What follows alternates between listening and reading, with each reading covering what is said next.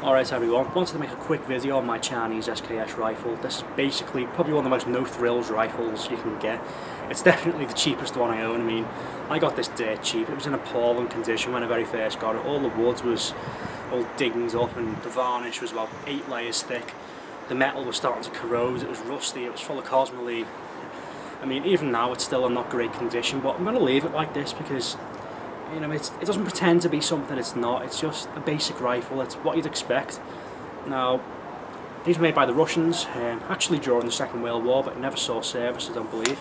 This rifle, I suppose you could say, it's somewhere in between the SVT-40 and the AK-47. You can definitely see some similarities between the AK-47, just the the sights and the whole gas tube assembly. You can see where some of the ideas and development started to come from for the AK-47.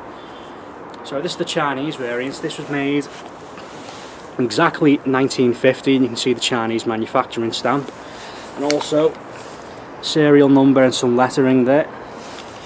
Now what makes this interesting is the Russians actually sold a lot of the production resources and blueprints to the Chinese to make these rifles, and during the early years in the 1950s these rifles were actually made under Russian supervision in China. So this would have been one of those rifles. I mean, you can tell because of the bayonet.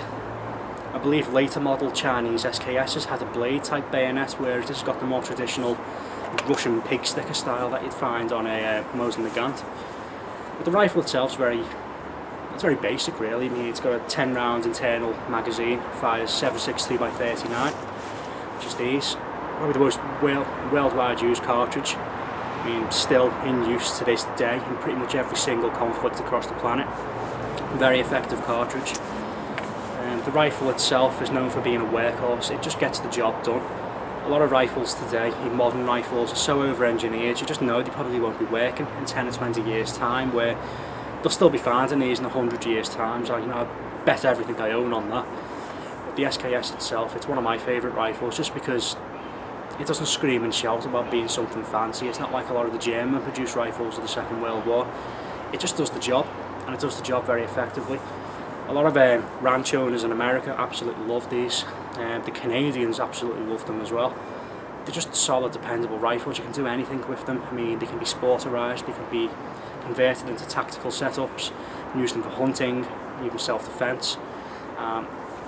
Self-defense, very important one for this rifle actually in a lot of poorer countries like Afghanistan, where it's kind of just like a free-for-all really. A lot of village elders will swear by these rifles.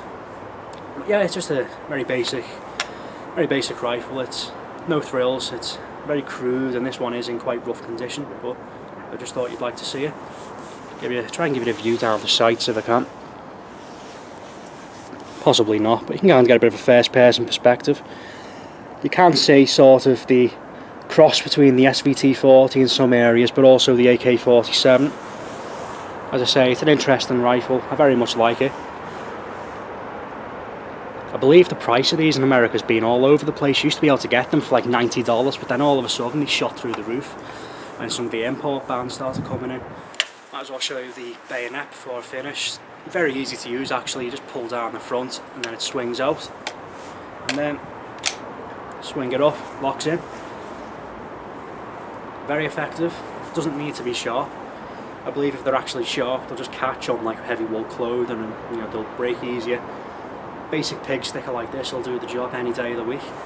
And funnily enough, the flat edge also functions as a screwdriver, believe it or not. Now, I don't know if these are like the Mosin Nagant rifles where they're actually sighted in with the bayonets attached. So if you don't have the bayonet extended out, the iron sights will be way off. That was with some of the Mosins. I'm not too sure about that.